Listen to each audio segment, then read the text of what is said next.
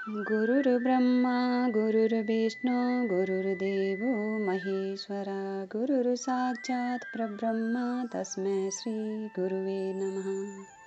मैं अपने गुरुदेव महादेव के चरणों में कोटि कोटि प्रणाम करती हूँ। माँ भवानी के चरणों में कोटि कोटि प्रणाम करती हूँ। सभी देवी देवताओं के चरणों में कोटि कोटि प्रणाम करती हूँ। सभी गुरु भाई बहनों को मेरा कोटि कोटि प्रणाम। सभी का बहुत बहुत धन्यवाद। आज हम सुनेंगे शिव पुराण की रुद्र संहिता द्वितीय खंड में से देवताओं का पलायन, इंद्र आदि के पूछने पर बृहस्पति का रुद्रदेव की अजेयता बताना, वीरभद्र का देवताओं को युद्ध के लिए ललकारना, श्री विष्णु और वीरभद्र की बातचीत तथा विष्णु आदि का अपने लोक में जाना एवं दक्ष और यज्ञ का विनाश करके वीरभद्र का कैलाश को लौटना।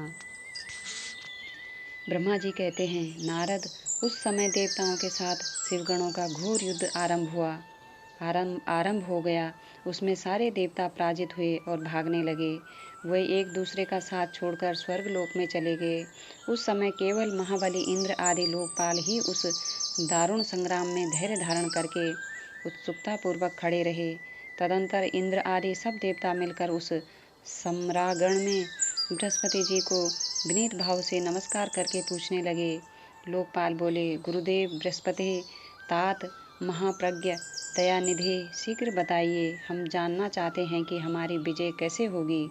उनकी यह बात सुनकर बृहस्पति ने प्रयत्नपूर्वक भगवान शंभु का स्मरण किया और ज्ञान दुर्बल महेंद्र से कहा। बृहस्पति बोले, इंद्र, भगवान विष्णु ने पहले जो कुछ कहा था वह सब इस समय घटित हो गया। मैं उसी को स्पष्ट कर रहा हूँ, सावधान होकर सुनो। समस्त कर्मों का फल देने वाला जो कोई ईश्वर है वह कर्ता का ही आश्रय लेता है। कर्म करने वाले को ही उस कर्म का फल देता है। जो कर्म करता ही नहीं उसको फल देने में वह भी समर्थ नहीं है। अतः जो ईश्वर को जानकर उसका आश्रय लेकर सत्कर्म करता है उसी को उस कर्म का फल मिलता है, ईश्वर द्रोही को नहीं। ना मंत्र, ना औषधियाँ, ना समस्त अभिचारिक कर्म, ना लौकिक पुरुष, ना कर्म, ना वेद, ना पूर्व और उत्तर मीमांसा तथा ना नाना वेदों से युक्त अनन्य शास्त्र ही ईश्वर को जानने में समर्थ होते हैं। ऐसा प्राचीन विद्वानों का कथन है। अनन्य शरण भक्तों को छोड़कर दूसरे लोग संपूर्ण वेदों का 10,000 बार स्वाध्याय करके भी महेश्वर को भली भांति नहीं जान सकते। यह महाश्रुति का कथन है। अवश्य भगवान शिव के अनुग्रह से ही सर्वथा शांत, निर्विकार एवं उत्तम दृष्टि के सदा शिव के तत्व का साक्षात्कार ज्ञान हो सकता है। सुरेश्वर, क्या कर्तव्य है और क्या अकर्तव्य, इसका विवेचन करना अभिष्ट होने पर मैं जो इसमें सिद्धि का उत्तम अंश है उसी का प्रतिपादन करूँगा। तुम अपने हित के लिए उसे ध्यान देकर सुनो। इंद्र, तुम लोकपालों के साथ आज नादान बनकर दक्ष यज्ञ में आ गए। बताओ तो यहाँ क्या पराक्रम करोगे। भगवान रुद्र जिनके सहायक हैं, ऐसे ये परम क्रोधी रुद्रगण इस यज्ञ में विघ्न डालने के लिए आए हैं और अपना काम पूरा करेंगे, इसमें संशय नहीं है। मैं सत्य सत्य कहता हूँ कि इस यज्ञ के विघ्न का निवारण करने के लिए वस्तुतः तुम में से किसी के पास भी सर्वथा कोई उपाय नहीं है। बृहस्पति जी की यह बात सुनकर वे इंद्र सहित समस्त लोकपाल बड़ी चिंता में पड़ गए।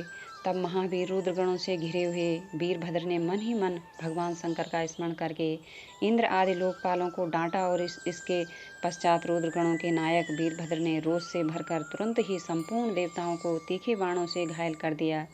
उन बाणों की चोट खाकर इंद्र आदि समस्त सुरेश्वर भागते हुए दसों दिशाओं में चले गए। जब लोकपाल चले गए और देवता भाग खड़े हुए तब वीरभद्र अपने गणों के साथ यज्ञशाला के समीप गए। उस समय वहां विद्यमान समस्त ऋषि अत्यंत भयभीत हो परमेश्वर श्री हरि से रक्षा की प्रार्थना करने के लिए सहसा नतमस्तक हो शीघ्र बोले, देवदेव रमानाथ सर्वेश्वर महाप्रभु, आप दक्ष के यज्ञ की रक्षा कीजिए। आप ही यज्ञ हैं, इसमें संशय नहीं है। यज्ञ आपका कर्म रूप और अंग है। आप यज्ञ के रक्षक हैं, अतः दक्ष यज्ञ की रक्षा कीजिए। आपके सिवा दूसरा कोई इसका रक्षक नहीं है। ब्रह्मा जी कहते हैं, नारद, ऋषियों का यह वचन सुनकर मेरे सहित भगवान विष्णु वीरभद्र के साथ युद्ध करने की इच्छा से चले। श्री हरि को युद्ध के लिए उदित देख शत्रुमर्दन वीरभद्र जो वीर प्रमथ गणों से घिरे हुए थे, बड़े कड़े शब्दों में भगवान विष्णु को डांटने लगे। ब्रह्मा जी कहते हैं, नारद, वीरभद्र की यह बात सुनकर बुद्धिमान देवेश्वर विष्णु वहां प्रसन्नतापूर्वक हंसते हुए बोले। श्री विष्णु ने कहा, वीरभद्र, आज तुम्हारे सामने मैं जो कुछ कहता हूँ उसे सुनो। मैं भगवान शंकर का सेवक हूँ, तुम मुझे रुद्रदेव से विमुख ना कहो। दक्ष अज्ञानी है, कर्म कांड में ही इसकी निष्ठा है। इसने मूर्तावश पहले मुझसे बारंबार अपने यज्ञ में चलने के लिए प्रार्थना की थी। मैं भक्त के अधीन ठहरा, इसलिए चला आया। भगवान महेश्वर भी भक्त के अधीन रहते हैं। तात दक्ष मेरा भक्त है, इसीलिए मुझे यहाँ आना पड़ा है। रुद्र के क्रोध से उत्पन्न हुए वीर तुम रुद्र तेज स्वरूप हो, उत्तम प्रताप के आश्रय हो। मेरी प्रतिज्ञा सुनो, मैं तुम्हें आगे बढ़ने से रोकता हूँ और तुम मुझे रोको। परिणाम वही होगा जो होने वाला होगा। मैं पराक्रम करूँगा। ब्रह्मा जी कहते हैं, नारद, भगवान विष्णु के ऐसा कहने पर महाबाहु वीरभद्र हंसकर बोला, आप मेरे प्रभु के प्रिय भक्त हैं, यह जानकर मुझे बड़ी प्रसन्नता हुई। इतना कहकर गणनायक वीरभद्र हंस पड़ा और विनय से नतमस्तक हो बड़ी प्रसन्नता के साथ श्री विष्णुदेव से कहने लगा। वीरभद्र ने कहा, महाप्रभु, मैंने आपके भाव की परीक्षा के लिए बड़ी कड़ी बातें कही थी। इस समय यथार्थ बात कहता हूँ, सावधान होकर सुनो। हरे, जैसे शिव हैं वैसे आप हैं, जैसे आप हैं वैसे शिव हैं, ऐसा वेद कहते हैं और वेदों का यह कथन शिव की आज्ञा के अनुसार ही है। रमानाथ भगवान शिव की आज्ञा से हम सब लोग उनके सेवक ही हैं। तथापि मैंने जो बात कही है वह इस वाद विवाद के अवसर के अनुरूप ही है। आप मेरी हर बात को आपके प्रति आदर के भाव से ही कही गई समझिए। ब्रह्मा जी कहते हैं, वीरभद्र का यह वचन सुनकर भगवान श्री हरि हंस पड़े और उसके लिए हितकर वचन बोले। श्री विष्णु ने कहा, महावीर, तुम मेरे साथ निशंक होकर युद्ध करो। तुम्हारे अस्त्रों से शरीर के भर जाने पर ही मैं अपने आश्रम को जाऊंगा।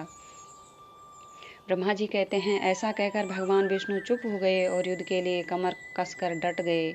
महाबली वीरभद्र भी अपने गणों के साथ युद्ध के लिए तैयार हो गए। नारद, तदंतर भगवान विष्णु और वीरभद्र में घोर युद्ध हुआ। अंत में वीरभद्र ने भगवान विष्णु के चक्र को स्तंभित कर दिया तथा सांगर धनुष के 3 टुकड़े कर डाले। तब मेरे द्वारा एवं सरस्वती द्वारा बोधित हुए श्री विष्णु ने उस महान गणनायक वीरभद्र को अश्रह तेज से संपन्न जानकर वहां से अंतर्ध्यान होने का विचार किया। दूसरे देवता भी यह जान गए कि सती के प्रति जो अन्याय हुआ है उसी का यह सब भावी परिणाम है। दूसरे के लिए इस संकट का सामना करना अत्यंत कठिन है। यह जानकर वे सब देवता अपने सेवकों के साथ स्वतंत्र सर्वेश्वर शिव का स्मरण करके अपने अपने लोक को चले गए। मैं भी पुत्रों के दुख से पीड़ित हो सत्यलोक में चला आया और अत्यंत दुख से आतुर हो सोचने लगा कि अब मुझे क्या करना चाहिए। मेरे तथा श्री विष्णु के चले जाने पर मुनियों सहित समस्त यज्ञ के आधार रहने वाले देवता शिवगणों द्वारा पराजित हो भाग गए। उस उपद्रव को देखकर और उस महामख का विध्वंस निकट जानकर वह यज्ञ भी अत्यंत भयभीत हो मृग का रूप धारण करके वहां से भागा। मृग के रूप में आकाश की ओर भागते देख वीरभद्र ने उसे पकड़ लिया और उसका मस्तक काट डाला। फिर उन्होंने मुनियों तथा देवताओं के अंग भंग कर दिए और बहुतों को मार डाला। नमः शिवाय, नमः शिवाय, नमः शिवाय। मैं अपने गुरुदेव महादेव के चरणों में कोटि कोटि प्रणाम करती हूँ। माँ भवानी के चरणों में कोटि कोटि प्रणाम करती हूँ। सभी गुरु भाई बहनों को मेरा कोटि कोटि प्रणाम। सभी का बहुत बहुत धन्यवाद।